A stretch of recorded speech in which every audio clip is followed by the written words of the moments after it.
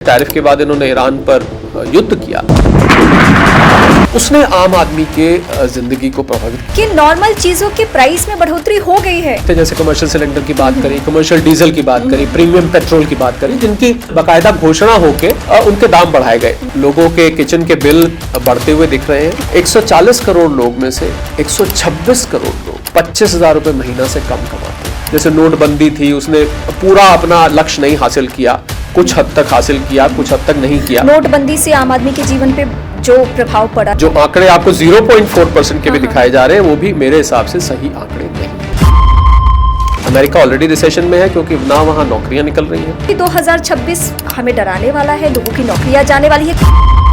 जिन्होंने इन्वेस्ट कर दिया था, अब उन्हें कितना वेट करना पड़ सकता है? मुझे लगता है 2 से 5 साल अगर उसको रखेंगे तो ट्रेडिंग जो होती है वो सट्टेबाजी होती है। तो आपको कम से कम 5 से 10 साल का नजरिया रखना चाहिए। सोने चांदी की कीमत है, आपको वो मौका दे रही है निवेश करने। 2 उससे नुकसान होंगे। एक तो ये कि आप जेवर को इमोशनल वैल्यू की वजह से बेच नहीं पाए, तो घर लेना अच्छा है ना, फिर लोन लेकर। तो 35 प्लस में भी कहाँ से शुरू करें? 20% सेविंग शुरू कर दीजिए। कौन सा म्यूचुअल फंड लेना है ये भी एक्सपर्ट से पूछ के लेना चाहिए। फाइनेंशियल लिटरेसी इस देश में कम है। मेरे पास ही अभी 1 लाख रुपया, मुझे उस 1 लाख को कैसे इन्वेस्ट 2024 का चुनाव था और चुनाव के पहले देश के गृह मंत्री और प्रधानमंत्री ने एक स्टेटमेंट दिया कि आप शेयर मार्केट में पैसे लगाओ, मार्केट बूम कर। और इसका असर क्या हुआ? जब रिजल्ट आता है तो मार्केट गिर गई थी। मार्केट सर 30 से 40 लाख करोड़ का नुकसान हुआ। एग्जिट पोल्स को देख के निवेश का निर्णय ना लें। इसी गरीब देश में कुछ ऐसे लोग हैं जिनकी वजह से 58,000 करोड़ का नुकसान हुआ। कई सारे करप्शन के मामले आए, जिसमें ललित मोदी, नीरव मोदी, मेहुल चोकसी, विजय माल्या, इन सब का नाम है। ईडी ने ये सारे डिटेल्स सार्वजनिक कर रखे हैं। एक आम नागरिक इस देश का बैंक का पैसा रख सकता है? क्या वो समय पे लोन नहीं दे तो उसे माफ किया जा सकता है? ये बदकिस्मती की बात है। सर, सबसे पहले तो स्वागत। Thank you so much. इस वक्त क्योंकि जब दुनिया में इतनी उथल पुथल की स्थिति है, भारत भी इससे अछूता नहीं है। इफेक्ट बहुत हो गया है और असर ऐसा हुआ है कि आम आदमी के जहन में भी ये सवाल है कि महंगाई बहुत बढ़ जानी है। अगर मैं एकदम इसको बेसिक पे ले जाकर देखूं तो महंगाई बढ़ जानी है। सोने चांदी के दाम में आप उतार चढ़ाव देख रहे हैं। कई ऐसे लोग हैं जिन्होंने खुलकर इन्वेस्ट किया, लेकिन इस वक्त मार्केट की स्थिति को देखकर वो डरे हुए हैं। ऐसे डरे हुए लोगों को देखकर आप क्या कहेंगे कि वाकई बहुत परेशान होने वाली स्थिति नहीं है, या 2008 को लोग याद कर रहे हैं इस वक्त की 2008 जैसी ही आर्थिक मंदी के कगार पे हम खड़े हैं? क्या ये सच है? देखिए, जब विश्व में कई युद्ध छिड़ता है और खासकर वो युद्ध शक्ल ले लेता है विश्व युद्ध की, या मैं यूँ कहूँ कि विश्व युद्ध की आहट आने लगती है। हालांकि आज जब हम बात कर रहे हैं पॉडकास्ट में, रीमा, बहुत सारे लोग ये कहते हैं कि आप जब पॉडकास्ट में बातचीत कर रहे होते हैं तो उस पर डेट डाला करिए, क्योंकि क्योंकि उसको रोल होने में 1-2 दिन लगते हैं, उसको लाइव होने में 1-2 दिन लगते हैं। तो भाई, और यहाँ तो परिस्थिति क्या है कि पीछे तो ऐसा था कि हर घंटे परिस्थिति बदल रही थी। तो कई दफ़े क्या होता है, हम लोग जो बात करते हैं वो 2 दिन बाद तो परिस्थिति बदल जाती है। तो इसलिए वो बातचीत करी हुई या तो आउटडेट हो जाती है या कई दफ़े गलत भी हो जाती है।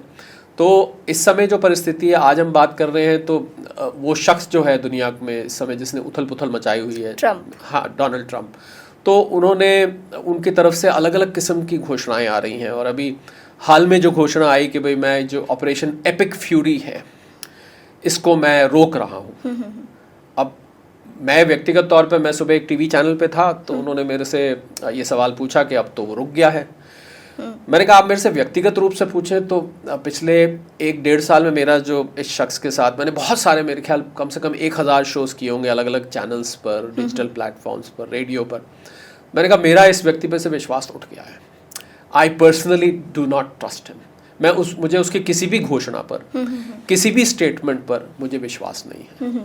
वो ट्रूथ सोशल के अलावा सब कुछ है, ट्रूथ के अलावा उसमें सब कुछ है। सुबह कुछ, दोपहर को कुछ।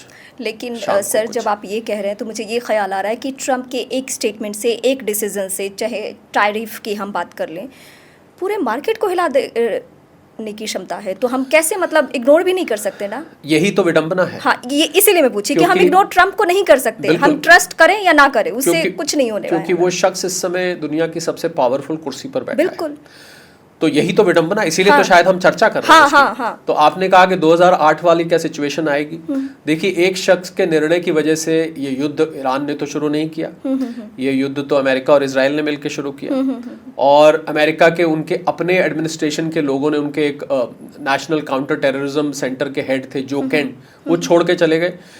उनकी ये स्टेटमेंट थी, क्योंकि इनके ऊपर आतंकवाद का इल्ज़ाम लगता था, हमास, हिजबुल्ला। ठीक है, मैं समझता हूँ कि ये ऑर्गेनाइजेशंस हो सकता है ये ऐसी काम करती होंगी और ज़रूर होंगी इस प्रकार की। पर जो केंट ने ये कहा रीमा कि कोई खतरा नहीं था हमको कोई खतरा नहीं था, आपने खामखा जाके उन पर अटैक कर दिया। 170 के करीब बच्चियां स्कूल की, जब युद्ध शुरू हुआ था, सोचिए, छोटी छोटी बच्चियां, भूल ही नहीं सकते वो। और उसके अलावा ना जाने कितने निर्दोष लोग वहां पर मारे गए, 40-50 उनके हेड्स चले गए, ये चले गए। खैर, मैं कोई यहाँ ईरान की तरफदारी नहीं कर रहा, परंतु ये सच है कि इनके अपने लोगों ने ये बात कही कि इसकी जरूरत नहीं थी।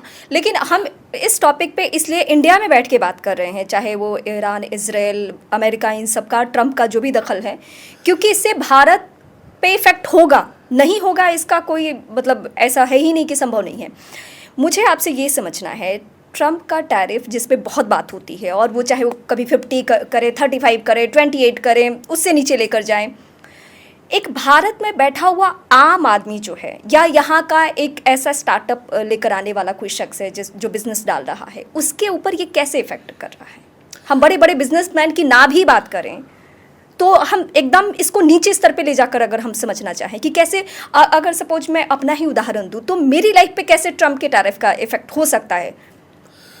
देखिए, टैरिफ का जो ड्रामा था वो युद्ध से पहले से ही चल रहा है, अभी भी चल रहा है, वहीं से डर शुरू हुआ। पर अभी थोड़ा सा क्या है कि वो टैरिफ को भूल गए हैं, क्योंकि युद्ध के चक्कर में उनको टैरिफ, हालांकि बीच बीच में कभी कभी टैरिफ भी सुनने को आता है, पर जो टैरिफ का सारा इतने बड़े लेवल पर जो पूरा एक गेम चल रहा था, वो गेम में थोड़ा सा ऐसा लगता है कि पॉज आया है। मुझे ये भी लगता है कि वो रुकने वाले नहीं है सर, युद्ध खत्म हो जाए तो शायद उनको फिर ध्यान आ जाए कि मैंने क्या किया था। और उसमें बीच में रीमा, युद्ध के बीच में एक बड़ी डेवलपमेंट टैरिफ की हुई कि सुप्रीम कोर्ट जो अमेरिका का है, उसने उन टैरिफ्स को अवैध करार कर दिया कि वो तो टैरिफ आपने जो लगाया आपको अधिकार ही नहीं था। तो इन्होंने फिर जो छटपटाई ये बार बार, तो इन्होंने फिर अब 15% जो टैरिफ होते हैं, जो नॉर्मल टैरिफ होते हैं, वो इन्होंने लगा दिया अपने यूएस ट्रेड रिप्रेजेंटेटिव एक्ट जो है, ट्रेड एक्ट जो है, उसके अंदर इन्होंने टैरिफ लगाया 15%, 10%, पहले 10% लगाया, फिर 15 किया, फिर 10 किया, अभी उसके बीच में उलझे हुए हैं। तो बिल्कुल आपने आम आदमी की बात पूछी, तो मैं सीधा आम आदमी पे आता हूँ। देखिए, टैरिफ क्या है? टैरिफ अमेरिका में इम्पोर्ट ड्यूटी को बोलते हैं, हमारे यहाँ उसको कस्टम ड्यूटी बोलते हैं। जब आप विदेश से कोई सामान लेकर आते हैं, कस्टम ड्यूटी देते हैं, वहां पर उसको वो टैरिफ बोलते हैं, नाम फर्क है कस्टम ड्यूटी। तो देखा जाए रीमा, तो ये टैरिफ उन्होंने खुद पर लगाया, क्योंकि जो सामान बाकी देशों से अमेरिका में जाता था, उस सामान पर ही तो टैरिफ लगा ना। फर्क कहां पड़ा? आपने भारत की बात करी, तो फर्क पड़ा यहां से जो एक्सपोर्ट होता है, और इंडिया की जो एक्सपोर्ट मार्केट है वो करीब $850 बिलियन की है, सर्विसेज और गुड्स दोनों मिला के, यानी कि जो हम सामान भेजते हैं और जो सर्विसेज देते हैं, उसमें मुख्यतः आईटी सर्विसेज है। लगभग आधे $850 बिलियन में गुड्स है, आधे के करीब सर्विसेज है।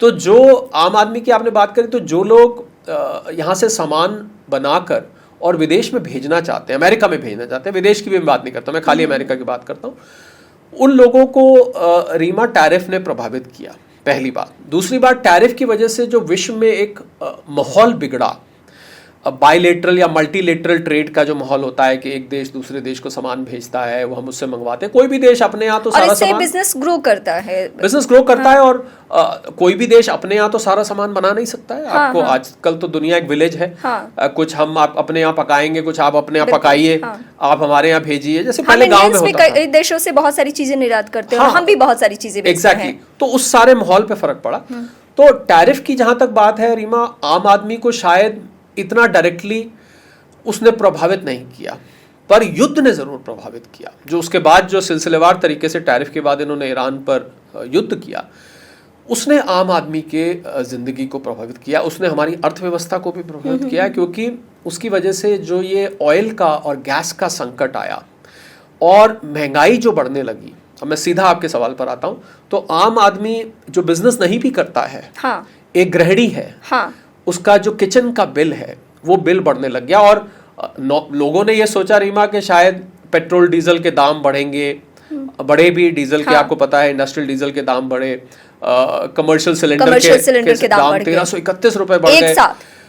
अब आम आदमी की बात करें तो जो लोग जोमेटो स्विगी से खाना मंगाते हैं, जो लोग रेस्टोरेंट्स में खाना खाने चाहते हैं, मेन्यू के प्राइसेस आप बहुत जल्दी बहुत सारे रेस्टोरेंट्स ने चेंज कर भी दी है। सर वहाँ तो मतलब जो लोग जाते हैं वो शायद बिल ना देखें, थोड़ा बहुत फ़र्क पड़ा, लेकिन छोटे छोटे शॉप पे अगर इन दिनों निकल कर देखें तो आपको दिखना शुरू हो जाएगा कि नॉर्मल चीज़ों के प्राइस में बढ़ोतरी हो गई है गैस की किल्लत की वजह से। हाँ, मैं उसी पर आ रहा था कि और वो दिख रहा है मार्केट में। मैं एग्जैक्टली यही हाँ। कहने जा रहा था रीमा के कुछ चीजें तो ऐसी हैं जो बहुत प्रोनाउंस्ड हैं, हाँ। जिसकी कीमतें, जैसे कमर्शियल सिलेंडर की बात करी, कमर्शियल डीजल की बात करी, प्रीमियम पेट्रोल की बात करी, जिनकी बाकायदा घोषणा होके उनके दाम बढ़ाए गए, पर बहुत सारी महंगाई चुपचाप आपके किचन में, रसोई में, आपके किराने वाले की दुकान पर, डिपार्टमेंटल स्टोर पर, हाइपर स्टोर पर, वहाँ पर उनकी कीमतें बढ़ाई गई। और बहुत सारी कंपनीज ने तो ये भी किया रीमा कि कीमत बढ़ने के डर से उनको लगा कि डिमांड गिरेगी, तो उन्होंने पैकेजिंग को छोटा करना शुरू कर दिया।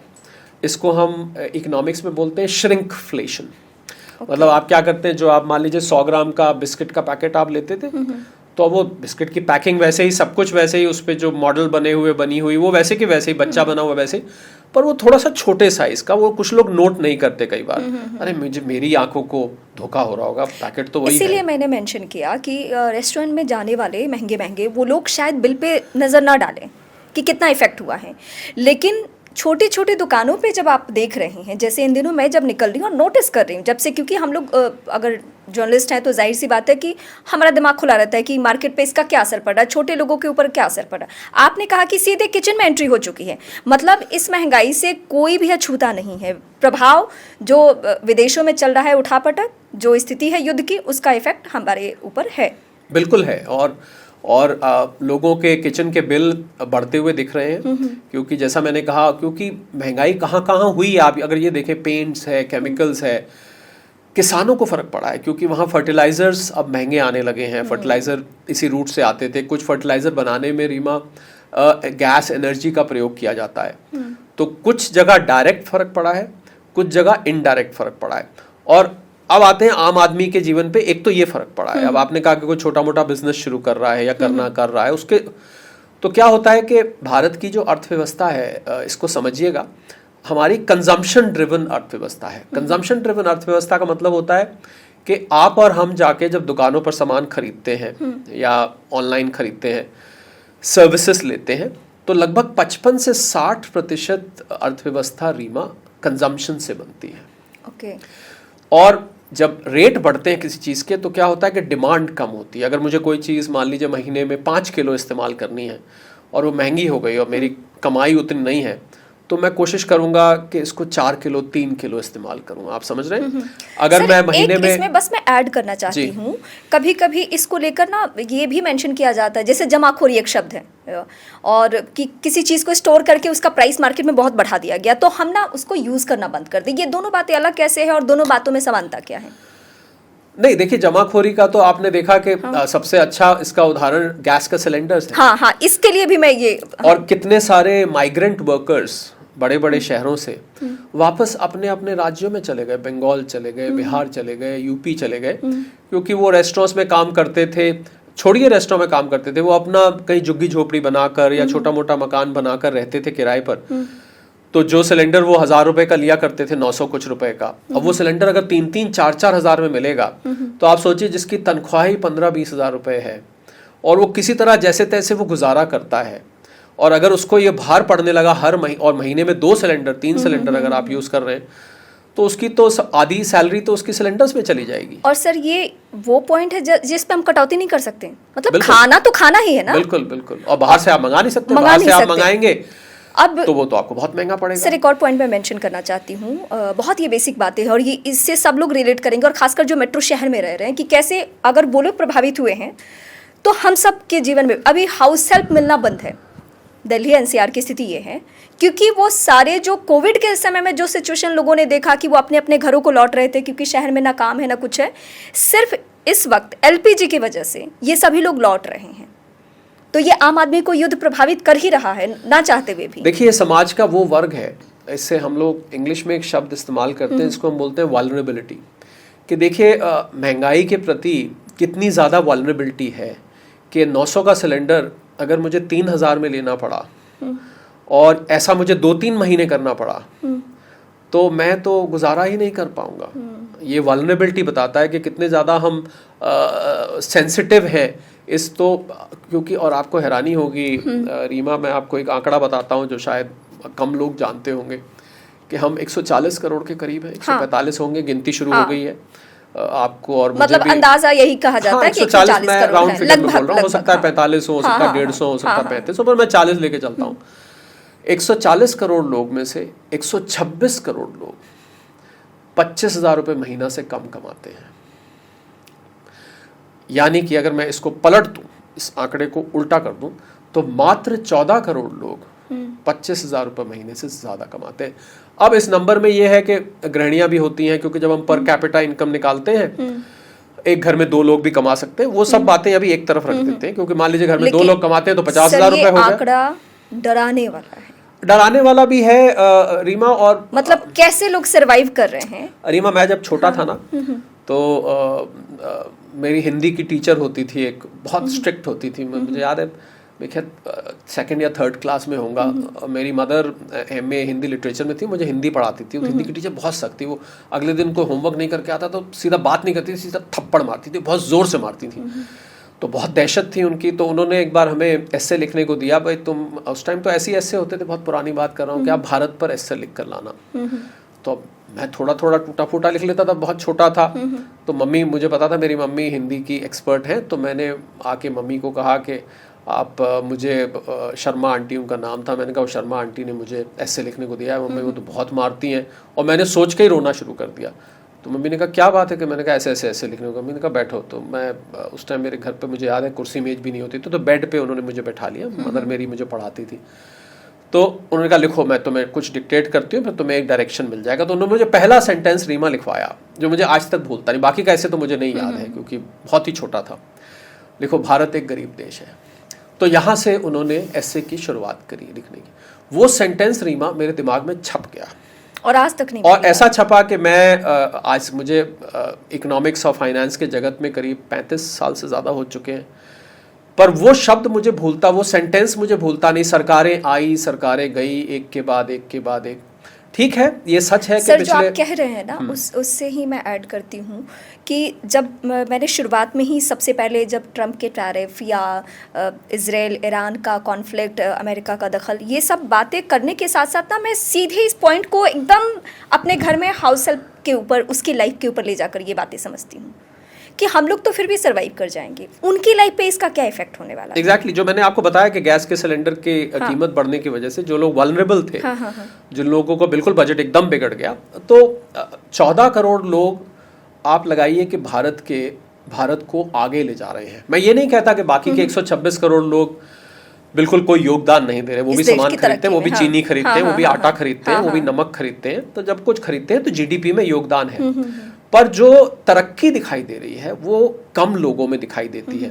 और यह आर्थिक असमानता तो हमारे यहाँ पिछले आज़ादी के बाद से बहुत साल से है, जब से शुरू हुई। पर जो आंकड़ा मुझे, जब मैंने आपने इस आंकड़े पर हैरानी करी, मैंने जो अपनी मम्मी का किस्सा सुनाया, वो बहुत पुरानी बात सुनाई, पर 2014 तक 1947 से लेके 67 साल में हम $2 ट्रिलियन की इकोनॉमी पहुंचे थे रीमा। यानी कि 47 से लेके 14 तक 67 साल होते हैं, हम $2 ट्रिलियन, $1 ट्रिलियन होता है। मैं आपके चैनल के फॉलोअर्स, व्यूअर्स, सब्सक्राइबर्स के लिए बता दूं, आज के डॉलर के रेट पे लगभग 94-95 लाख का $1 ट्रिलियन होता है। तो बहुत से लोग कहते हैं भाई डॉलर में क्यों बोलते हैं, आप रुपए में बोलो, क्योंकि नापा इसको अंतर्राष्ट्रीय स्तर पर डॉलर में जाता है। यानी कि और ये भी 95 का तो अब डॉलर हुआ है, पहले तो डॉलर कम का था। तो अगर हम आज के डॉलर पे लें और 2014 से लेके जब से ये NDA सरकार आई, मैं सरकार की तरफदारी नहीं कर रहा, ना मैं कोई राजनीतिक बात कर रहा हूँ, अब इस समय हम $4.15 ट्रिलियन पे हैं। तो 67 साल में हम $2 ट्रिलियन पहुंचे और पिछले 12 साल में हम उससे डबल हो गए। तो मतलब ये आप ये कहना चाहते हैं कि ग्रोथ सही है, कि अब ग्रोथ, मैं ये कहना चाहता हूँ कि ग्रोथ हमारी पिछले कुछ सालों में ही देखने को मिली है। अगर ये असली ग्रोथ, अगर ये 67 साल में ये ग्रोथ देखा होता हमने, तो शायद हम बहुत आगे। एग्जैक्टली मैं यही कहना चाह रहा था कि अगर मैं देखिए यहाँ पर कांग्रेस, बीजेपी, मैं इन सब से मतलब नहीं है। मैं तो सिर्फ आंकड़े देख रहा हूँ, मैं सिर्फ आंकड़ों की बात करता हूँ। और इसीलिए हम आपसे एक्सपर्ट से हम बैठ के बात कर रहे हैं कि क्या सिचुएशन है। क्योंकि मेरे लिए आंकड़े हैं, मैं राजनीति से नहीं आता, नहीं तो मैं मैं ना भारतीय जनता पार्टी से ना मैं कांग्रेस से, पर मुझे लगता है कि ये जो ग्रोथ की रफ्तार। सर अगर किसी को डाउट है वो मोबाइल उठाए, हाँ उठाए, आप मुझे गूगल कर सकते हैं। तो नहीं, इस आंकड़े को लेकर अगर किसी को डाउट है मुझे भी गूगल कर सकते हैं, मेरा क्योंकि पार्टी एफिलिएशन होता है तो आपको गूगल पर दिखाई दे जाता है। पर मुझे लगता है रीमा, आपने बहुत पते की बात करी कि अगर ये ग्रोथ और ये रिफॉर्म्स जो हमें, मैं ये नहीं कहता कि पिछले 47 से लेके 14 तक कुछ हुआ ही नहीं, ये भी नहीं, ये भी गलत होगा अगर मैं ये कहूंगा तो ये भी गलत होगा। पर जो अब हुआ, जो रिफॉर्म्स किए गए लगातार, एक के बाद एक के बाद एक के बाद एक, कुछ गलत हुए कुछ ठीक हुए, जैसे नोटबंदी थी, उसने पूरा अपना लक्ष्य नहीं हासिल किया, कुछ हद तक हासिल किया, कुछ हद तक नहीं किया। नोटबंदी से आम आदमी के जीवन पे जो प्रभाव पड़ा, जिसको गवर्नमेंट एक्सेप्ट नहीं करती है, लेकिन आप एक एक्सपर्ट होने के नाते आप इसको कैसे देखते हैं? हाँ, मैं थोड़ा सा विषयांतर हो जाएंगे, जो थॉट चल रहा था मैं उसको पूरा कर दूं। तो मुझे लगता है कि ये रिफॉर्म्स और ये जो एजेंडा लेके सरकारें चली, अगर ये 1947 से ही चलती तो हम आज ये जो मैंने आपको 90% 25,000 वाला आंकड़ा दिया, शायद ये आंकड़ा कुछ और होता। अब देखिए इसमें से क्या निकल के आता है। अगर आज भारत 7-7.5% पर ग्रो कर रहा है, अगर आज, तो वो जो 14 करोड़ लोग हैं, वो जो 25,000 रुपए से ऊपर कमाते हैं, और इस 25,000 वाले में भी रीमा एक और बात आप नोट करेंगे, ये हमने 25,000 एक थ्रेशोल्ड लिया है। अब इसका मतलब जो 27,000 भी कमाता है वो भी उस 10% में आ गया। तो आप 25,000 और 27,000 में ज्यादा फर्क नहीं है। आप बात समझेंगे अगर मैं तो 25-50 को भी नहीं, क्योंकि उसके ऊपर फिर रिस्पॉन्सिबिलिटी इस तरीके से, और तो इसलिए बहुत कम लोग हैं जो कि इस देश में प्रॉस्पर कर रहे हैं, और ज्यादा लोग ऐसे हैं जो सरवाइव कर रहे हैं। आपने जो बात कही थी, अपनी मेड की बात करी थी, तो ज्यादातर लोग यहाँ पर सरवाइव करते हैं और बहुत ही कम लोग यहाँ पर प्रॉस्पर करते हैं। ये एक आर्थिक असमानता हमारे देश की विडंबना है। ये तब है, ये भी है, अगर ये आर्थिक असमानता है जिसपे आप, मतलब वो आंकड़ा सुन के मैं अभी भी चौंक गई, और मैं जाके इस पे बहुत रिसर्च करने वाली हूँ। ये 14,000 करोड़ ही लोग मतलब इस देश में 25,000 से ज्यादा कमाते हैं, और आपने कहा कि 25,000 में हो सकता है वो 27 भी कमाते हो, तो भी वो उधर आ गए हैं। मतलब तो इस पे क्या भारत के आर्थिक तौर पे पिछड़ेपन के पीछे ये भी वजह है, या एक आर्थिक असमानता? देखिए, क्या हम और ग्रो किए होते? मैं तो आपको खुद ही कह रहा हूँ कि अगर हम 1947, चलिए 47 छोड़िए, 2-3 साल तो आप हिस्ट्री की बुक्स पढ़ के देखेंगे, 2-3 साल तो हमें अपने आप को कंसोलिडेट करने में लग गए। फिर 1950 में चीजें नहीं थी, कॉन्स्टिट्यूशन आया। कॉन्स्टिट्यूशन से पहले तो क्या ग्रोथ होती, आपको कोई डायरेक्शन ही नहीं था। तो 1950 से ले लीजिए, 1950 से लेके 26 तक, इन 76 सालों में अगर ये एजेंडा रिफॉर्म्स का रहा होता शुरू से, तो मुझे लगता है हम कहीं और होते। और अब इस 12 साल में अगर हमने इतनी तरक्की करी कि हम इस समय दुनिया की 6ठी अर्थव्यवस्था है, हम 4थी हो गए थे, पर भारतीय रुपए का डॉलर के अगेंस्ट गिर जाने से हम 2 पायदान नीचे आ गए। हमसे जापान और यूके अभी आगे निकल गया, पर बहुत कम मार्जिन से आगे है। थोड़ा भी रुपए में सुधार हुआ। पॉलिटिकल बातें हो रही है कि डॉलर बढ़ रहा है इसलिए हम गिर रहे हैं। ये देखिए, डॉलर का, क्योंकि मैं अर्थशास्त्र से आता हूं, तो डॉलर का बढ़ना, रीमा, अब बड़ी अटपटी सी बात लगेगी आपको सुनने में, डॉलर का बढ़ना और रुपए का कमजोर होना, ये 2 अलग अलग बातें हैं।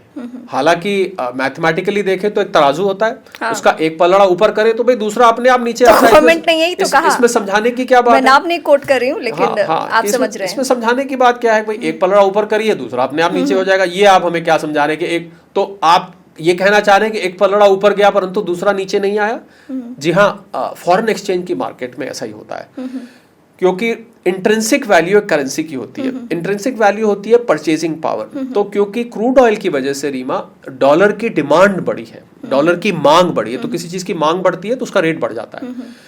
डॉलर मजबूत नहीं हुआ है। डॉलर का मजबूत होना और डॉलर का महंगा होना 2 अलग अलग बातें हैं। ये बहुत टेक्निकल बात है, मुझे लगता है जो लोग फाइनेंस से या इकोनॉमिक्स से संबंध रखते हैं, और पर अगर आप इसको ऐसे ही समझना चाहते हैं तो आप समझने की कोशिश कर सकते हैं, और आप समझ सकते हैं कि जैसे ही क्रूड ऑयल के दाम नीचे आएंगे डॉलर नीचे आ जाएगा। तो रुपए का कमजोर होने के 2 कारण रहे, एक तो डॉलर का डिमांड ज्यादा हो जाना, दूसरा हमारी स्टॉक मार्केट से, शेयर मार्केट से विदेशी संस्थागत निवेशकों का पैसा लगातार निकालना, तो उस वजह से रुपए पर प्रेशर बना हुआ था। पर देश की ग्रोथ कितनी है। अब मैं आपको एक और आंकड़ा देता हूं। अमेरिका ग्रो कर रहा है इस समय रीमा, इस सिचुएशन में भी, इस सिचुएशन में अमेरिका ग्रो कर रहा है 0.4% पर। ओके 0.4, हालांकि मैं साथ में जोड़ना चाहूंगा ये भी उसकी असली ग्रोथ नहीं है, क्योंकि हम जो पढ़ रहे हैं इस सिचुएशन वॉर वाली स्थिति को देखते हुए, और क्रूड ऑयल का भी आपने जिक्र किया, तो बातें ये निकलकर सामने आ रही है कि प्रभाव तो हम पर भी पड़ेगा, लेकिन हमसे ज़्यादा प्रभाव उनके ऊपर पड़ेगा। लेकिन आपने कहा कि नहीं, अमेरिका इस सिचुएशन में ग्रो कर रहा है। नहीं, मैंने ये कहा, आपने पूरी बात मुझे करने नहीं दी। मैंने ये कहा कि अमेरिका ना के बराबर ग्रो कर रहा है, बल्कि अमेरिका रिसेशन में है। जो आंकड़े आपको 0.4% के भी दिखाए जा रहे हैं वो भी मेरे हिसाब से सही आंकड़े नहीं है। अमेरिका ऑलरेडी रिसेशन में है, क्योंकि ना वहाँ नौकरियां निकल रही हैं, ना वहाँ निवेश आ रहा है। और ये बीते कितने महीने से सिचुएशन है ये, जब से वॉर शुरू हुआ है तब से या उसके पहले से? उससे पहले से ही है ये, उससे पहले से ही है। ट्रम्प की बौखलाहट इसीलिए है क्या? आंकड़े वहाँ पर मैनिपुलेट हो रहे हैं। ये जो आंकड़े दिखाए जा रहे हैं वो सही आंकड़े नहीं है। तो आप देखिए, अब आप मुझे ये बताइए, अब जो लोग ये डॉलर और रुपए का खेल नहीं समझते उनसे मैं एक सवाल पूछना चाहता हूं कि भारत 7.5% पे ग्रो कर रहा है, अमेरिका 0.4 ऑफिशियली, अनऑफिशियली तो वो रिसेशन में है। तो ऐसे देश की करेंसी कैसे मजबूत हो सकती है जो देश ग्रो ही नहीं कर रहा है? अब मैं आपका ये पॉइंट समझी। जो देश ग्रो ही नहीं कर रहा है और एक देश 7% पे ग्रो कर रहा है, तो जो देश 7% पे ग्रो कर रहा है उसकी करेंसी तो कमजोर हुए जा रही है, अगर आपको इसको मैथमेटिकल रूप से देखें। और जो ग्रो नहीं कर रहा है उसकी करेंसी, तो करेंसी मजबूत इसीलिए आपने कहा कि आंकड़े को मैनिपुलेट किया गया है। हाँ, आंकड़े वहां पर आंकड़े ही नहीं रीमा, वहां की स्टॉक मार्केट्स को भी मैनिपुलेट किया जा रहा है, वहां की शेयर मार्केट को भी मैनिपुलेट किया जा रहा है। और रिसेशन का जिक्र किया आपने, तो मैं चाहती हूँ कि आम लोगों के मन में, क्योंकि मैं इस पॉडकास्ट की शुरुआत में ही मैंने इस बात का जिक्र किया कि इन दिनों आसपास में खबरें ऐसी चल रही है कि 2008 का ये दौर आ रहा है, और जब हम 2008 का जिक्र करते हैं तो हम सबके मन में, जो नौकरी पेशा हैं या जो स्टार्टअप लेकर आ रहे हैं, जो बिजनेस में जाना चाहते हैं, उनके मन में एक डर बैठता है कि ये ऐसा दौर है जहाँ पे हम मार्केट में इन्वेस्ट नहीं कर सकते हैं, हमारी नौकरियाँ जा सकती है अगर हम जॉब में हैं तो, या हम कोई स्टार्टअप डालें तो शायद वो ग्रो नहीं करेगा। ये क्या वाकई 2026 हमें डराने वाला है? लोगों की नौकरियां जाने वाली है एकदम, अगर मैं आम आदमी की भाषा में समझना चाहूँ तो? देखिए, रिसेशन, क्योंकि अगर अमेरिका में ये शुरू हुआ है तो जाहिर सी बात है कि अमेरिका में भी है, यूरोप में भी है, और ये दुनिया के वो हिस्से हैं जो अपने आप को विकसित कहते हैं, हाँ, जो अपने आप को डेवलप्ड कहते हैं। हाँ। आप अगर यूरोप की इकोनॉमीज उठा के देखें तो कोई 0.2% पे ग्रो कर रही है, कोई 0.7% पे ग्रो कर रही है, कोई 0.6% पे ग्रो कर रही है, कोई 0.5% पे ग्रो कर रही है। और रीमा, एक खतरनाक ट्रेंड दुनिया भर में एक शुरू हुआ है अर्थशास्त्र की दुनिया में, आपको मैं बता दूं, और आपके फॉलोअर्स, व्यूअर्स, सब्सक्राइबर्स को मैं बता दूं, क्योंकि ऑफिशियली क्या होता है, जब 2 क्वार्टर्स में, 2 तिमाही में लगातार आपका देश माइनस में ग्रो करता है, जीडीपी नेगेटिव होती है, तो आपको रिसेशन में मान लिया जाता है। तो अभी भारत की सिचुएशन को हम कहाँ मतलब नहीं, भारत तो अभी पॉजिटिव में ग्रो कर रहा है पूरे 2026 में। नहीं, मैं जो आपको पहले मुझे बात पूरी करने दीजिए कि उसको रिसेशन में मान लिया जाता है। तो ऐसे में ये एक नया ट्रेंड शुरू हुआ है विकसित देशों में कि वो लोग अपने आप को रिसेशन में ना स्टैंप लगे, रिसेशन की स्टैंप ना लगे, तो क्या करते हैं कि 0.2%, 0.7%, 0.5%, रिसेशन तो माइनस होता है ना, तो ऊपर रखते हैं। तो ये एक खतरनाक ट्रेंड विश्व में शुरू हुआ है। इससे नुकसान क्या हो रहा है कि आपका देश असल में रिसेशन में है, पर दुनिया को आप बता रहे हैं कि आप रिसेशन में नहीं हैं, और उसकी वजह से लोगों के निवेश के निर्णय गलत हो जाते हैं। आपने मान लीजिए कहीं इटली में, फ्रांस में निवेश करना है, यूके में निवेश करना है कि भाई अभी रिसेशन में थोड़ी ना है, तो इसलिए मैं इस ट्रेंड को खतरनाक ट्रेंड मानता हूं। अब एक पॉइंट जो हम अभी तक डिस्कस नहीं कर पाए हैं वो है गोल्ड सिल्वर। युद्ध शुरू होने से पहले गोल्ड और सिल्वर की स्थिति ये थी कि वो मार्केट में एकदम बूम पे थे, और कई लोगों ने, मैं अपने एक मित्र का उदाहरण देती हूँ, जिन्होंने तकरीबन 10 लाख रुपए सिल्वर में इन्वेस्ट किया, और उनके सिल्वर में इन्वेस्ट करते ही उन्हें लगा कि 1 वीक में ये और ग्रो करने वाला है। जब अपने हाईएस्ट पॉइंट पे सिल्वर था तो उन्होंने वो पैसे लगाए, और उसके बाद 2 दिन बाद युद्ध की स्थिति होती है, तो भी उनको उम्मीद होती है कि शायद युद्ध में भी ये बूम करेगा, जो मार्केट का हमेशा से रिस्पॉन्स रहता है, लेकिन वो ठीक उल्टा हो गया। इस बार ऐसा क्या हुआ कि गोल्ड और सिल्वर के प्राइस में डाउन आ गया, और जिन लोगों ने इस पे इन्वेस्ट किया था, जिसको हम सबसे सेफ मानकर चलते हैं कि सोना और चांदी तो कभी इसके दाम में मतलब बहुत गिरावट तो नहीं देखने को मिलेगी, ये कैसे हुआ? जी हाँ, युद्ध जब शुरू हुआ तो सोना $5400 तक पहुंच गया था। ये $5400 ये कॉमेक्स की प्राइस है, कमोडिटी एक्सचेंज है न्यूयॉर्क में, जहां से सोने और चांदी की कीमत निर्धारित की जाती है, जहां से प्राइस डिस्कवरी हम बोलते हैं, जहां से तय की जाती है। तो युद्ध के दौरान आपकी बात बिल्कुल ठीक है, युद्ध के दौरान तो सोना चांदी को ऊपर जाना चाहिए था, परंतु यहाँ पर हुआ क्या कि युद्ध हुआ खाड़ी के देशों में, वेस्ट एशिया में, और खाड़ी के, मिडल ईस्ट भी उसको बोलते हैं, खाड़ी के देशों में ज्यादातर उत्पादन होता है क्रूड ऑयल का। क्रूड ऑयल का जैसे युद्ध हुआ तो दाम बढ़ने लगे, और जो क्रूड ऑयल $65-70 पे था वो बढ़कर अपनी पीक पे अभी कुछ दिन पहले $125 तक पहुंच गया, करीब करीब डबल वहां से हो गया। तो क्रूड ऑयल के बढ़ने से क्या हुआ, इसको समझिएगा सिलसिलेवार तरीके से। क्रूड ऑयल के बढ़ने से डॉलर की डिमांड बढ़ी, डॉलर की डिमांड बढ़ने से रीमा एक अंतर्राष्ट्रीय स्तर पर डॉलर इंडेक्स होती है। डॉलर इंडेक्स 6 करेंसीज को मिलाकर बनती है। मैं नाम ले देता हूँ आपके सब्सक्राइबर्स, फॉलोअर्स, व्यूअर्स के लिए।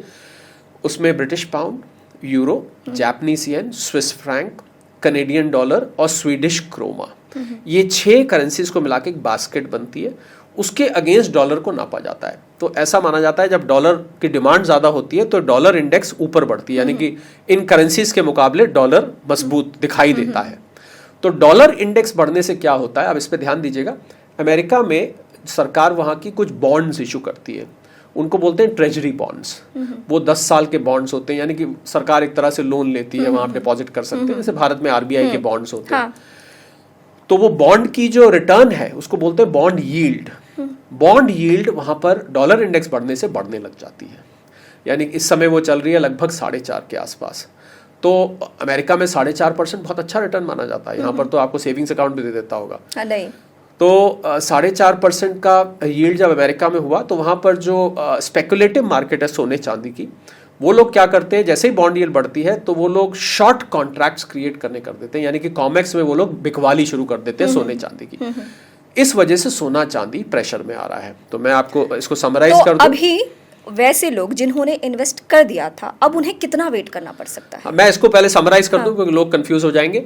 यानी कि युद्ध बढ़ने की वजह से क्रूड ऑयल, क्रूड ऑयल की वजह से डॉलर की डिमांड, डॉलर की डिमांड की वजह से डॉलर इंडेक्स, डॉलर इंडेक्स की वजह से बॉन्ड यील्ड, और बॉन्ड यील्ड्स की वजह से अमेरिका की जो कॉमेक्स कमोडिटी मार्केट है उसमें शॉर्ट खड़े हो जाते हैं। अब जो लोग इसमें फंस गए हैं, फंस गए मतलब जिन्होंने ऊंची कीमत पर खरीदा था, तो उनके लिए ये सलाह है। हालांकि निवेश की सलाह तो आपको अपने इन्वेस्टमेंट और फाइनेंशियल एडवाइजर से पूछ के ही लेनी पड़ेगी। हम और रीमा जो बात कर रहे हैं वो एक एनालिसिस है। तो उनको इस समय उनको रख के बैठना चाहिए। और कितने दिन? मुझे लगता है 2 से 5 साल अगर उसको रखेंगे तो आपको ये वापस पहले वाले लेवल को भी क्रॉस होता दिखेगा। 2 से 5 साल में? 2 से 5 साल। और मुझे लगता है 2 से 5 साल रीमा कोई बहुत ज्यादा लंबा पीरियड नहीं है। ये मैं 2028 की बात कर रहा हूँ। लेकिन कुछ लोगों ने इसको ऐसे देखना चाहा था कि चांदी अगर 3 पे है तो ये 4 होते ही मैं 1 वीक में प्रॉफिट ले लूं। इसको ट्रेडिंग बोलते हैं। ट्रेडिंग। तो वो ट्रेडिंग वाले लोग फंसे हुए, जिसमें मैंने अपने एक मित्र का उदाहरण दिया। वो गलत है क्योंकि ट्रेडिंग तो में उनको आप लंबा मतलब इस पैसे अगर के लिए वो फंस गए हैं, ट्रेडिंग करने आए थे और उन्होंने मान लीजिए 3.5 लाख पर 4 लाख पर खरीदी, और अब इस समय आज जब हम बात कर रहे हैं तो 2,44,45 हजार बहुत लॉस है, बहुत ही लॉस है। तो अगर वो फंस गए हैं तो ये तो पहली बात तो उन्होंने गलती करी। क्योंकि ट्रेडिंग जो होती है, मैं जरूरी बात बताना चाहता हूँ, ट्रेडिंग जो होती है वो सट्टेबाजी होती है। आपने अभी लिया, 1 हफ्ते बाद बेच दिया, अभी लिया 15 दिन बाद बेच दिया, तो इसको एक प्रकार का जुआ है। और मैं कल शेयर मार्केट पे जब डिस्कस कर रही थी कुछ एक्सपर्ट लोगों से, तो जब मैंने बोला कि अगर मैं आम आदमी की भाषा में इसको समझना चाहूँ तो क्या मैं इसे जुआ कहूँ, तो मुझे बोला कि नहीं ये जुआ नहीं है। नहीं, शेयर मार्केट जुआ नहीं है। तो क्योंकि इस प्रोसेस को क्योंकि एक रिस्क ही है ना, जुआ में भी हम रिस्क लेते हैं। 1 मिनट मैं स्पष्ट कर दूं आपको, शेयर मार्केट और गोल्ड सिल्वर की परचेज जुआ नहीं है। पर जब आप शॉर्ट टर्म करते हैं, यानी कि जब आप अभी जैसे आपने कहा कि 1 वीक में बेच दो, 10 दिन में बेच दो, तब ये जुआ बन जाता है। और उसी टर्म में जुआ शब्द इस्तेमाल कर रही थी। और सेबी का ये आंकड़ा आया कि जो लोग डेरिवेटिव्स में ट्रेड करते हैं, फ्यूचर्स एंड ऑप्शंस उसको बोलते हैं शेयर मार्केट की भाषा में, जो लोग इसमें ट्रेड करते हैं 90% लोग पैसा गंवाते हैं। 90% लोग। अभी के सिचुएशन में जैसे मैं एक क्रूड ऑयल को लेकर हम चर्चा कर रहे थे, मैं कुछ कंपनियों का यहाँ पे नाम लेना चाहूँगी जो ऑयल कंपनियाँ हैं जिनका परफॉर्मेंस बहुत बेहतर रहा है। क्या उन कंपनियों पे इस वक्त शेयर डाला जा सकता है? क्योंकि जो इन्वेस्टर्स होते हैं वो दो सिचुएशन में मार्केट में पैसे लगाते हैं। एक तो ऐसे लोग होते हैं जो रिस्क लेते हैं इस डाउन टाइम में कि अच्छी कंपनियां हैं, मैं अगर इस समय पैसे लगाता हूं और मार्केट अगर बूम करेगा तो फिर मुझे उसका फ़ायदा मिल जाएगा। कुछ लोग ऐसे होते हैं जो पहले से अच्छी कंपनियों पे पैसे लगाए हुए हैं लेकिन मार्केट अभी स्थिर नहीं है और नीचे जाने का खतरा है, तो वो अपना पैसा निकाल कर सेफ हो जाना चाहते हैं। क्या करना चाहिए अभी के सिचुएशन में जो युद्ध की वजह से पूरी परिस्थिति है रीमा, और मार्केट पे असर पड़ा है? शेयर मार्केट में वही व्यक्ति पैसा कमाता है हाँ। जो लंबे वक्त के लिए रहता है। पहली बात तो एक ये शॉर्ट टर्म गेम नहीं है, शॉर्ट टर्म का नहीं है। शॉर्ट टर्म में आपको प्रॉफिट के भी उतने ही चांस है जितने लॉस के चांस है, लॉस के भी उतने ही चांस है जितने प्रॉफिट के हैं। और ज्यादातर लोग शॉर्ट टर्म में लॉस ही कमाते हैं, क्योंकि क्या होता है कि जब आप सट्टा करते हैं, जब आप जुए की तरह से लेते हैं, अभी लिया 15 दिन में बेच दिया, कुछ तो अभी लेके शाम को बेच देंगे, अगले दिन बेच देंगे, तो वो फिर स्पेकुलेशन हो जाती है। अगर आपको वाकई में शेयर मार्केट से पैसा कमाना है तो आपको कम से कम 5 से 10 साल का नजरिया रखना चाहिए। अगर आप ये नजरिया नहीं रख के तो इस सिचुएशन में क्या पैसे लगाना है? नहीं लगाना। बहुत अच्छा मौका मुझे लगता है ये शेयर मार्केट। जो एक्सपर्ट है वो लगाएं, वो रिस्क ले। आप किसी सलाहकार से पूछ के, किसी एक्सपर्ट से पूछ के, बहुत सारी कंपनी जो पहले महंगी हुआ करती थी, इस समय इस युद्ध की वजह से उनमें करेक्शन आया है।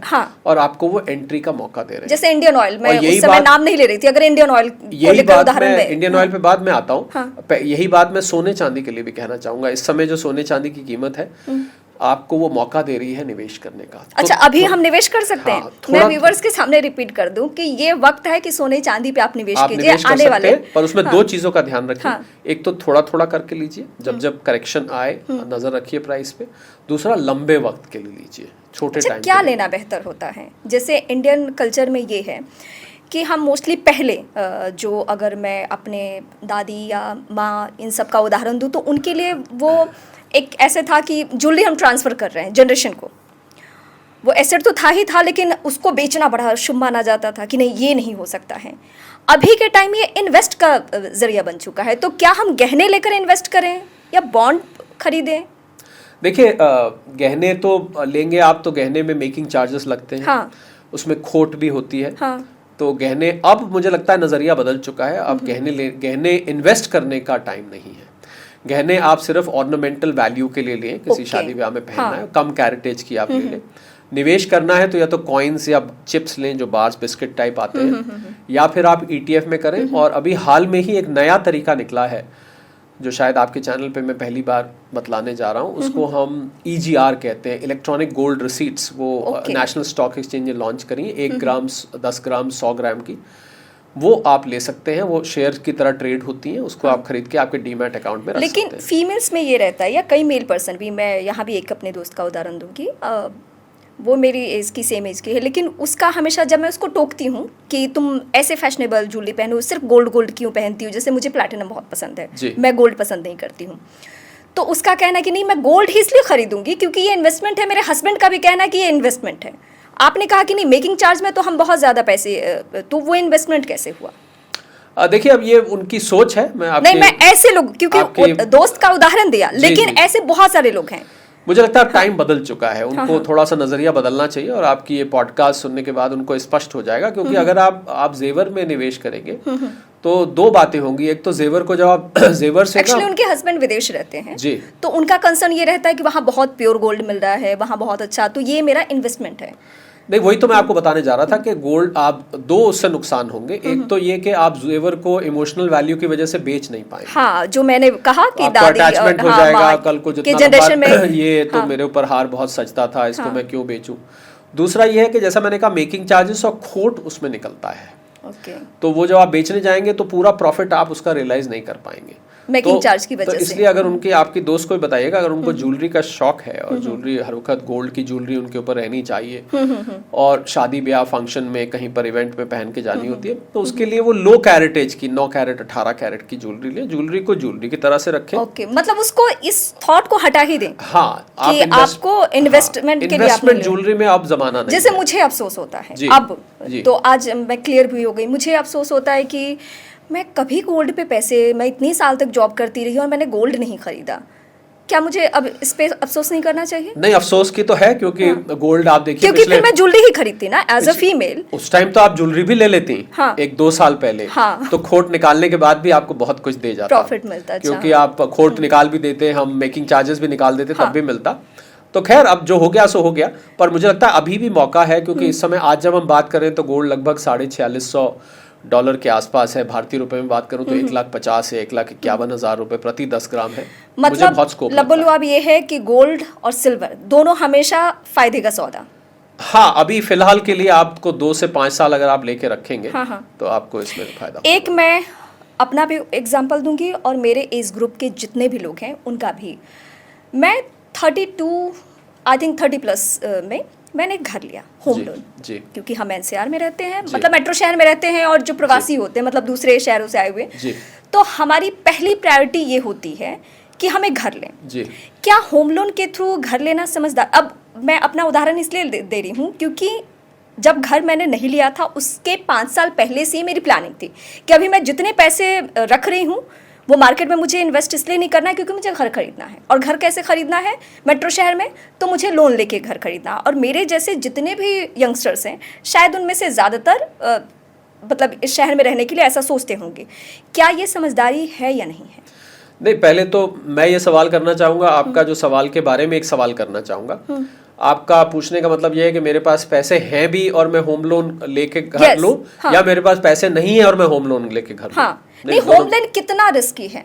नहीं, पहले आप मेरे सवाल का जवाब देना, तब आंसर निकलेगा कि आपके पास पैसा है पर फिर भी आप होम लोन लेके घर लेना चाहते हैं, या आप पैसा नहीं है और होम लोन से घर लेना चाहते हैं। दोनों में से क्या चीज आप पूछना चाहते हैं? पैसा है, पैसे के साथ हम होम लोन ले रहे हैं, क्योंकि एक इतना बड़ा अमाउंट तो बिजनेसमैन के पास ही होता है, जो हम जैसे नौकरी करने वाले लोग हैं, जॉब पे डिपेंडेंट रहने वाले हैं। होम लोन के जरिए आप घर लेना चाहते हैं। होम लोन के जरिए घर लेना क्या सही फैसला है या नहीं है? क्योंकि कुछ सालों में लोगों ने कहा कि नहीं, ये तो रिस्की होता है, आप तो सिर्फ बैंक को ब्याज देते रहते हो, वो पैसा अगर आपने मार्केट में इन्वेस्ट किया होता तो शायद वो और भी ज़्यादा बढ़ गया होता। कुछ लोगों का थॉट होता है कि नहीं, 5 साल पहले अगर आपने घर लिया तो उसका प्राइस तो बहुत ज़्यादा बढ़ चुका है, आपका घर का प्राइस तो 10 लाख 15 लाख अगर अच्छे लोकेशन में है। तो क्या ये होम लोन का मार्केट कैसे काम करता है? मुझे लगता है कि ज़्यादा तो मैं जो सेकेंड ओपिनियन आपने दी उनके साथ रहूंगा, क्योंकि घर ऐसा होता है रीमा के, घर तो सबको चाहिए ही चाहिए। हाँ। और अगर आप घर अपना नहीं ले रहे तो आप रेंटेड एकोमोडेशन में रहेंगे। तो आजकल तो रेंटेड एकोमोडेशन में रीमा क्या है कि आपको 2-3 साल से ज्यादा कोई रहने नहीं देगा, जो मकान मालिक होता है। अमाउंट जो है, जैसे मैं अपना उदाहरण इसलिए दी क्योंकि मैं बहुत बेसिक पे जाके समझा पाऊंगी लोगों को। मेरे घर लेने के पीछे 2 थॉट था। एक तो मैं जितना रेंट पे कर रही हूँ उतना मैं EMI पे कर सकती हूँ, मतलब उसमें कुछ पैसे और डाल के। दूसरी बात कि हाँ, आप लाइफ टाइम के लिए एक आपके पास ऐसा हो जाता है कि ठिकाना हो जाता है, अगर आप इस शहर में है, मेट्रो शहर में है तो। एग्जैक्टली यही मैं आपको बता रहा था कि आप अगर घर लेते हैं तो घर लेने के पीछे और भी कारण होते हैं, नहीं तो घर नहीं लेंगे तो किराए पे रहेंगे ना, तो किराया आप देते रहेंगे, पहली बात। दूसरा, आपको लंबे वक्त तक कोई भी मकान मालिक एक घर में नहीं रहने देगा। जहाँ 2-3 साल होते हैं उसको ये लगने लगता है कि भाई मेरे घर पे ये किराएदार बहुत पुराने हो गए, कि कब्जे वब्जे का डर होता है, तो आपको बार बार फिर घर बदलने पड़ेंगे, आपका एड्रेस चेंज होगा। वो अपने आप में एक सरदर्दी है। सारा अपना बोरी बिस्तर बांधिए और फिर दूसरी जगह लेके जाइए, नई जगह, फिर नए सिरे से आप सेटअप करिए, खर्च भी उसमें होता है शिफ्टिंग में। तो इसलिए घर लेने के अगेंस्ट तो मैं कभी भी नहीं बोलूंगा, घर तो होना चाहिए। आप होम लोन लेके ले रहे हैं या बिना होम लोन के ले रहे हैं, घर तो चाहिए। पर आपका सवाल ये था, होम लोन का इफेक्ट कितना होता है? जैसे अब होम लोन की वजह से कई लोगों की पूरी लाइफ प्रभावित हो जाती है, उनके लाइफ के सारे डिसीजन, उनके जॉब को लेकर जो डिसीजन लेना है, फैमिली को लेकर जो रिस्पॉन्सिबिलिटी है, और आप फिर इन्वेस्ट नहीं कर पाते हैं, फिर आप उसी में उलझे रहते हैं। इस सिचुएशन के लिए मैं पूछ रही थी। देखिए, ये तो आपकी प्रायोरिटी के ऊपर है ना रीमा, के आपको घर आपके लिए कितना जरूरी है, और घर भी तो और बाकी रिस्पॉन्सिबिलिटी, घर भी तो एक इन्वेस्टमेंट हो जाती है। जिन लोगों ने मान लीजिए कोई फ्लैट लिया था 1 करोड़ रुपए का आज से 7-8 साल पहले, आज शायद वो 2 करोड़ का हो चुका हो।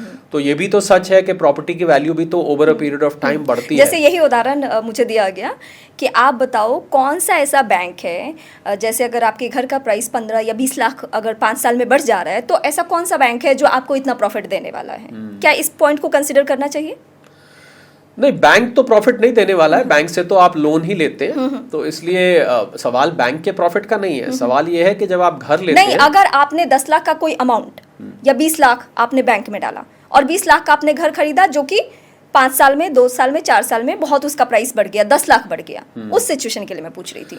तो उस सिचुएशन में तो घर लेना अच्छा है ना फिर लोन लेकर, क्योंकि आपने मान लीजिए लोन लिया 1 करोड़ के घर के लिए, आपने 75 लाख का लोन लिया फॉर एग्जांपल, 25 लाख आपने अपने जेब से दिए और आपका वो घर 7-8 साल में 2 करोड़ का हो गया, तो फिर तो आप उस घर बेच के आप वो लोन भी वापस कर सकते हैं, कुछ तो आपने वापस कर ही दिया होगा इतने साल में, और प्लस किसी दूसरी जगह जो आपको प्रॉफिट हुआ है उससे आप किसी दूसरी जगह घर भी ले सकते हैं। तो घर लेने के तो मैं फेवर में हूँ, घर अपना एक होना चाहिए और उसको आप लोन लेके ले रहे हैं, ईएमआई जा रही है तब भी होना चाहिए, और मैं बिल्कुल उसके अगेंस्ट नहीं हूँ, क्योंकि हर चीज को हम रीमा निवेश की दृष्टि से नहीं देख सकते। घर लेने के लिए और भी बहुत सारे कारण होते हैं, यू नो, मूवीज बनी है, घर हो अपना सा, ये वो, यू नो, तो एक आशियाना होना चाहिए, घर होना चाहिए, बहुत सारी उसके साथ इमोशनल बातें भी होती हैं, सोशल रीजंस भी होते हैं कि आपके पास अभी तक अपनी प्रॉपर्टी नहीं है, अपना घर नहीं है, आपको समाज में भी और तरीके से देखा जाता है। तो मुझे लग रहा है घर को सिर्फ निवेश की दृष्टि से नहीं, हालांकि घर एक निवेश बन जाता है, इसमें कोई दो राय नहीं है,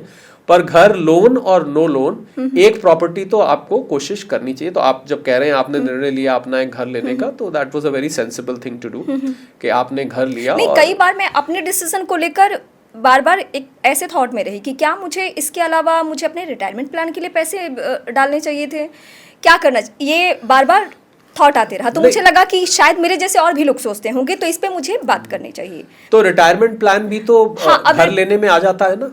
हाँ, क्योंकि आप रिटायर होंगे तो घर में रहेंगे ना। हाँ, इसके साथ मैं एक और क्वेश्चन ऐड करती हूँ। अभी यंगस्टर्स में जो हमारा जेनजी है, उसमें एक कल्चर ये डेवलप हुआ है कि अर्ली रिटायरमेंट, मतलब मुझे 35 से 50 तक हर हाल में फ्री हो जाना है, तो वो किस एज ग्रुप में आकर इन्वेस्ट करें कि वो अपने 35 से 50 तक में अपनी सारी जिम्मेदारियां कंप्लीट कर ले और उन्हें मतलब एक अच्छी लाइफ भी मिल जाए आफ्टर 50, आफ्टर 45।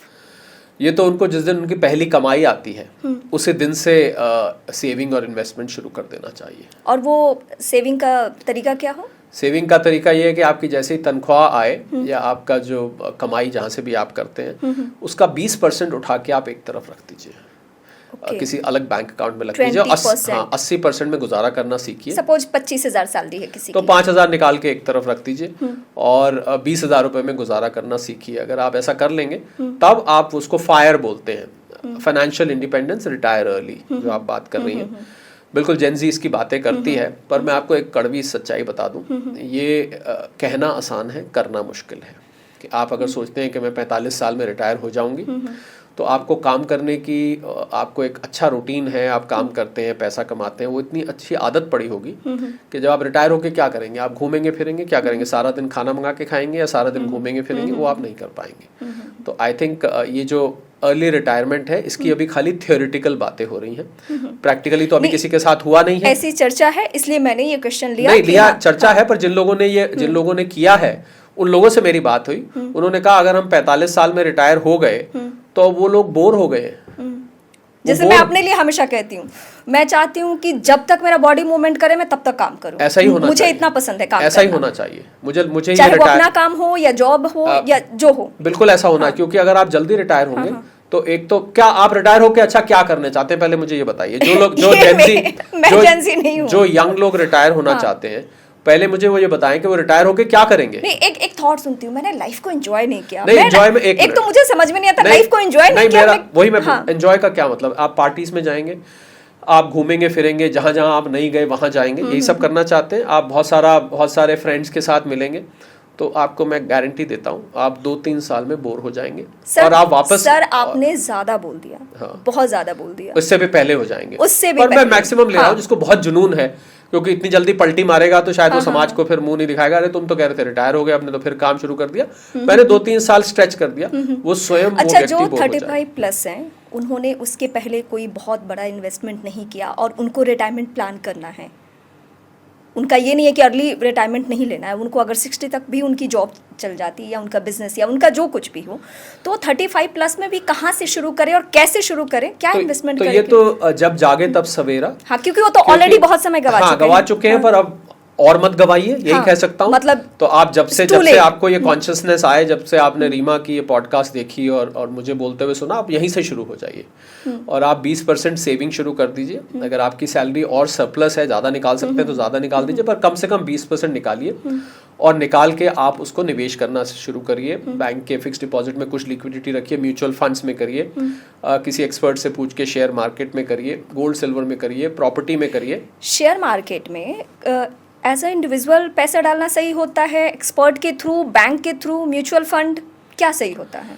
आई थिंक जो नया नया है उसको तो म्यूचुअल फंड के थ्रू जाना चाहिए। हाँ। क्योंकि उसको मार्केट बहुत पेचीदा होती है। हाँ। कई बार मार्केट समझ में नहीं आती है। तो म्यूचुअल फंड्स आपको एक अच्छा प्लेटफॉर्म देते हैं कि वहां पर एक्सपर्ट्स बैठे होते हैं, आपका पैसा इकट्ठा करके वो लगाते हैं। पर कौन सा म्यूचुअल फंड लेना है ये भी एक्सपर्ट से पूछ के लेना चाहिए। मतलब बिना सलाह के कहीं भी आप इन्वेस्ट मत कीजिए। बिल्कुल। पैसा जब आप निवेश करते हैं ना रीमा, तो पैसे के लिए, निवेश के लिए थोड़ी सी मेहनत करनी चाहिए। If you want your money to work for you, you should work for your money first.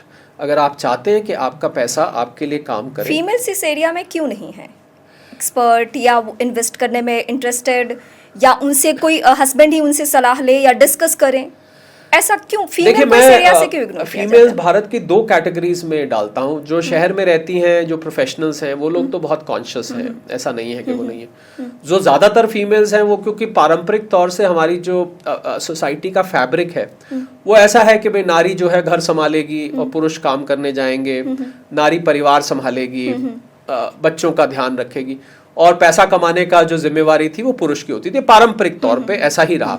तो मुझे लगता है वो परंपरा आगे चलती गई और उस परंपरा वो बदल रही है। अब तो नारियां, आपके जैसी महिलाएं जो हैं, जो स्वयं अपने बलबूते पर कुछ करना चाहती हैं, बहुत सारी शहरों में ऐसी हैं। पर अभी भी आप शहर से 25 किलोमीटर बाहर जब निकलेंगे रीमा, तो आपको हैरानी होगी, अभी भी वो परंपरा है। वहां पर आपको किसी गांव में चले जाएं आप, तो मैंने तो घूंघट वाले भी बहुत सारे गांव देखे। इतना लंबा घूंघट निकालते हैं कि आगे कोई चल रहा हो तो वो चाहे कुएं में ही गिर जाए, उनको दिखाई नहीं। हाँ। तो इसलिए जो है नारियों को पैसे की कॉन्शियसनेस पारंपरिक तरीके से कम रही। आपको नहीं लगता है कि इसको हम अपने बेसिक एजुकेशन में डालें? मुझे लगता है इससे बहुत अच्छा सवाल ये उठता है रीमा के फाइनेंशियल लिटरेसी इस देश में कम है। और फाइनेंशियल लिटरेसी, आप तो महिलाओं की बात करते हैं, मैं पुरुषों में भी फाइनेंशियल लिटरेसी कई लोगों को कम है। कई लोगों को नहीं, ज्यादातर लोगों को नहीं है। और मुझे लगता है, मैं बड़ी बात कहने जा रहा हूँ, भारत की जो हमने शुरू में गरीब देश की बात की थी, ज्यादातर लोग यहाँ पर बहुत ज्यादा पैसा उनके पास नहीं है, बहुत ज्यादा प्रॉस्पेरिटी नहीं है। उसका एक रीजन, अनेकों कारणों में से एक कारण ये भी है कि यहाँ पर फाइनेंशियल लिटरेसी नहीं है। यहाँ पर फाइनेंशियल लिटरेसी का मतलब होता है अपने पैसे को आप उन्हें बोल रहे हैं। बहुत सारे ऐसे प्रोफेशनल होंगे, जैसे आज से 16 साल पहले मैंने अपनी जॉब शुरू करी थी, और उस समय मुझे नहीं पता था कि अगर मेरी सैलरी 25,000 है तो मुझे 5,000 एकदम साइड कर देना है। हाँ। और आप सोचिए कि अगर 16 साल पहले से अगर मैंने ये शुरुआत की होती, आप कहाँ के कहाँ पहुँच तो एक घर ही नहीं, पता नहीं, और मैंने क्या कुछ कर लिया होता। बिल्कुल, ये सच है, ये कड़वा सच है। तो मुझे लगता है, मैंने बल्कि एक किताब लिखी है, मनी मेड इजी, और उस किताब फाइनेंशियल लिटरेसी पर है। ऐसा कहा जाता है, क्योंकि मैं फाइनेंस इकोनॉमिक्स के जगत से आता हूँ, हाँ। कि पैसा कमाना आसान है पर उसको संभालना मुश्किल है। और संभालने में ये सब आता है, इंश्योरेंस क्या होता है, सेविंग्स क्या होती है, इन्वेस्टमेंट्स क्या होती हैं, टैक्स कैसे लगता है। अभी किसी के पास 1 लाख रुपया है, सपोज मेरे पास ही अभी 1 लाख रुपया, मुझे उस 1 लाख को कैसे इन्वेस्ट करना है कि आफ्टर 10 ईयर्स उसका वैल्यू इतना हो जाए कि, मतलब देखिए, वैल्यू, मैं ये तो नहीं कहता कि 10 इयर्स में 1 लाख आपका 1 करोड़ हो जाए, हो भी सकता है, पर उसके लिए बहुत एग्रेसिव स्ट्रैटेजीज चाहिए होती हैं। पर 1 लाख रुपए को अगर आप मुझसे पूछे कि कैसे निवेश किया जाए जिससे कि मेरा पैसा भी डूबे ना और मैं सेफ रहूं, तो 20% आप रखिए लिक्विडिटी, एफडी वगैरह में रखिए, 20% आप म्यूचुअल फंड्स में रखिए, 20% आप शेयर मार्केट में रखिए, 20% गोल्ड एंड सिल्वर में रखिए, और 20% किसी प्रॉपर्टी में रखिए। अच्छा, तो इस 1 लाख में ही? हाँ, 20 इसको स्प्रेड। फाइनेंस के जगत में, इन्वेस्टमेंट के जगत में रीमा, हम लोग बोलते हैं never put all eggs in the same basket. सारे के सारे अपने रिसोर्सेज को एक ही जगह नहीं रखना। और मेरा दिमाग कैसे वर्क करता है, मैं सर आपको बता देती हूँ कि अगर 1 लाख है तो इसको एक जगह ही डाल दो। ऐसा नहीं करना चाहिए, क्योंकि मान लीजिए वो एसेट क्लास डूब गई। मैं सर एक चीज़ से और भागती हूँ, जैसे अगर कोई मुझे बिजनेस के एंगल से अगर समझा रहा है कि यहाँ इन्वेस्ट कर दीजिए, तो उसमें मैं कोशिश करती हूँ कि नहीं, मुझे मंथली नहीं देना पड़े, मैं एक साथ पैसे दे दूँ। नहीं, वो नहीं करना चाहिए। क्या मंथली बेस्ट वे होता है? पैसे को SIP जिसको कहते हैं, सिस्टमैटिक इन्वेस्टमेंट प्लान, वो इसीलिए वो इतना पॉपुलर होता जा रहा है कि उसमें आप थोड़ा थोड़ा करके इन्वेस्ट करते हैं और वो थोड़ा थोड़ा करके धीरे धीरे आपकी सैलरी में से कटता भी जाता है, चुभता भी नहीं है और वो बहुत अच्छी पोर्टफोलियो लॉन्ग रन में उससे बन जाती है, बहुत अच्छा एक कॉर्पस बन जाता है। नहीं, ये गलती ज्यादातर लोग करते हैं। आप मुझे कोई हैरानी नहीं, आपने कहा ज्यादातर एक पैसा निकला इसको वहां डाल दो। हाँ, जैसे मेरा कि मंथली नहीं कट कराना पैसा। मूल बात ये है रीमा कि पैसे को इन्वेस्ट करने के लिए आपको मेहनत करनी चाहिए। सर, आखिर में 2 पॉइंट में टच करना चाहूँगी। एक तो इस वाक्य का मैं जिक्र करती हूँ, 2024 का चुनाव था और चुनाव के पहले देश के गृह मंत्री और प्रधानमंत्री ने एक स्टेटमेंट दिया कि आप शेयर मार्केट में पैसे लगाओ, मार्केट बूम करने वाला है क्योंकि सरकार रिपीट आने वाली है, ऐसा कह के। और जो एग्जिट पोल्स हैं उन्होंने 400+ सीटें दी जी। और इसका असर क्या हुआ, जब रिजल्ट आता है तो जिस मार्केट गिर दिन गई थी। मार्केट सर 30 से 40 लाख करोड़ का नुकसान हुआ, इतना बड़ा नुकसान। तो निवेशक जो है, इन्वेस्टर्स जो है, उनको क्या मतलब सेफ रहना चाहिए क्या चुनाव के इफेक्ट से? जैसे अभी मुझे लगता है रीमा के निवेश का निर्णय किसी इन्वेस्टमेंट एक्सपर्ट से पूछकर करना चाहिए, ना कोई राजनीतिज्ञ, ना कोई आम सिटीजन, ना कोई आपका दोस्त, ना कोई आपका रिश्तेदार आपको ठीक एडवाइस कर सकता है। सिर्फ जो उस फील्ड का, आप बीमार होते हैं तो डॉक्टर के पास जाते हैं, आप बीमार होते हैं तो अपने घर में काम करने वाले से तो नहीं पूछते मैं क्या दवाई लूं। तो इसलिए जो जिस फील्ड का एक्सपर्ट है उस फील्ड के एक्सपर्ट से पूछ के ही निवेश क्योंकि इस पे हमेशा राजनीति होती रही। कांग्रेस पार्टी का मैं जिक्र करना चाहूँगी कि कांग्रेस पार्टी ने कहा कि इतने लाख करोड़ डूब गए और ये सब कुछ जान के हुआ, एग्जिट पोल को जान के इस तरीके से दिखाया गया ताकि मार्केट बूम करे और उसके बाद लोग निवेश करें और पैसे डूब जाए, और ये हुआ। क्योंकि रीमा, मैं राजनीति से नहीं आता हूँ। कांग्रेस ने क्या कहा, बीजेपी की तरफ से क्या स्टेटमेंट आई, हाँ मैं बीजेपी ने क्या कहा, इसीलिए मैंने आपको कहा, मैंने इसका इसीलिए उत्तर दिया कि जब भी निवेश का निर्णय ले तो आप एग्जिट पोल्स को देख के निवेश का निर्णय ना लें। पहली बात तो आपकी बात का सीधा जवाब दूं मैं, बिल्कुल आपको किसी इन्वेस्टमेंट एक्सपर्ट से पूछ के ही, किसी फाइनेंस एक्सपर्ट से पूछ के ही निर्णय लेना चाहिए। यही मैं आपको कहने जा रहा था। लोग गलती करते हैं कि इन्वेस्ट करने के लिए हियर एंड से एडवाइस पे करते हैं। किसी ने कुछ कह दिया, ये कर दिया, किसी से सुन लिया, ये कर दिया, कहीं पार्टी में गए, किसी रिश्तेदार के साथ बैठे, उसने कहा ये कर दो। इन्वेस्टमेंट के लिए समय लगाना चाहिए। आप 15 दिन, एक महीना 2 महीना पूरी रिसर्च करिए, गूगल करिए, आजकल तो आर्टिफिशियल इंटेलिजेंस है, उसकी मदद लीजिए, इन्वेस्टमेंट एक्सपर्ट्स के पास जाइए, कुछ यूट्यूब वीडियोस देखिए, कुछ वीडियोस सच होते हैं, कुछ झूठ होते हैं। जब आप बहुत सारे देखेंगे तो आपको पता लग जाएगा ये सच है। तो आपको अपने पैसे, जितनी मेहनत से वो पैसा आया है उतनी ही मेहनत से उसको निवेश भी करना चाहिए। आपने एक वाक्य का जिक्र किया था कि भारत एक गरीब देश है, ये मेरी दिमाग में छप गया था। हाँ, ये छप गया था। इसी गरीब देश में कुछ ऐसे लोग हैं जिनकी वजह से 58,000 करोड़ का नुकसान हुआ। कई सारे करप्शन के मामले आए जिसमें ललित मोदी, नीरव मोदी, इसके अलावा मेहुल चोकसी, विजय माल्या, इन सब का नाम है। भारत की सरकार ने कहा कि हम इनको वापस ले आएंगे और इनसे हम वसूली करने वाले हैं। ऐसा कुछ नहीं हुआ। आम लोगों की इसकी ज़िंदगी पर क्या असर पड़ा और कैसे, जब बैंक करप्ट होने से बचाने के लिए टैक्स पेयर्स के पैसे या फिर आम लोगों की ज़िंदगी पे इसका इफेक्ट होता है, ये चलते चलते आप बता दीजिए मुझे। देखिए, बैंकिंग व्यवस्था पर ये बैंक का पैसा था सारा। जितने लोगों का नाम लिया, ज्यादातर के पास बैंक का पैसा था। बैंक का पैसा, और बैंक का पैसा, नेचुरली बात है, बैंक की बैलेंस शीट बिगड़ जाती है, बैंक को इसको लॉस बुक करना पड़ता है। और जहां तक इन लोगों को लाने की बात है तो ये लोग ज्यादातर इनमें से जो आपने लोग नाम लिए, ये यूके में है। और यूके की कुछ कानून व्यवस्था इस प्रकार की खराब है कि वहां पर आप कोई क्राइम करके जाते हैं और वहां पर पनाह लेते हैं तो वो देश आपको प्रोटेक्ट करने लगता है, आपको असाइलम मान लेता है। ये बदकिस्मती है। भारत सरकार ने अभी भी, आज भी जब हम बात कर रहे हैं तो यूके के कोर्ट्स में अलग अलग स्टेजेस पे अलग अलग मामले हैं और बहुत सारे कोर्ट से ये लोग हार चुके हैं। इनका ऑर्डर हो चुका है कि अब इनको करा जाएगा, पर कोई ना कोई बहाना मार के वहाँ कोई ना कोई लूप होल का फायदा उठाते हैं। सारी रिपोर्ट सार्वजनिक है, ईडी ने ये सारे डिटेल्स सार्वजनिक कर रखे हैं और फिर भी हम जैसे भारतीयों के पास अफसोस जाहिर करने के अलावा, क्योंकि आप सोचिए एक आम नागरिक इस देश का बैंक का पैसा रख सकता है, क्या वो समय पे लोन नहीं दे तो उसे माफ़ किया जा सकता है? लेकिन इन्हें छूट है। तो ये भारतीयों के मन में, जिसके ऊपर टैग है कि वो गरीब देश है, जिसके पास रोजमर्रा की जरूरतें पूरा करने के लिए भी सब कुछ नहीं है। ऐसा नहीं है रीमा कि इनके पास छूट है। ये लोग वहां मुंह छुपाए घूम रहे हैं। ये लंदन में हालांकि इनको पार्टीज में देखा जाता है। पार्टीज में सर, एक ने तो पॉडकास्ट भी दिया। हाँ, पर ये लोग वहाँ पर, क्योंकि वहाँ पर बहुत सारे भारतीय हैं और यहाँ पर जो हमारे यहाँ जो इतनी बातचीत होती है तो वहाँ तक अब तो पहुँचती है, अब तो सोशल मीडिया का ज़माना है, दौर, कुछ भी हाइड तो ऐसा नहीं है कि वहाँ ये सिर उठा के बड़ी शान से जी रहे हैं। आप इनकी जिंदगी देखेंगे, बहुत सारे काम ये वहाँ नहीं कर पा रहे हैं और वहाँ के कोर्ट कचहरी के चक्कर इनके लगते रहते हैं और किसी भी दिन इनके सिर पे तलवार लटकी हुई है कि यूके गवर्नमेंट ने साइन किया कि भाई अब इनको प्लेन में बैठा दो, तो जाना पड़ेगा। तो ऐसा नहीं है, ये बदकिस्मती की बात है कि ऐसे लोग यहाँ से पैसा चुरा के और वहाँ भागे हैं और इनको लाने के लिए प्रयास हमको इतने साल करने पड़ रहे हैं। ये हमारी बदकिस्मती है, पर वहाँ की कानून, क्योंकि जो एक्स्ट्राडिशन ट्रीटी होती है दो देशों के बीच, वो इसको निर्धारित करती है।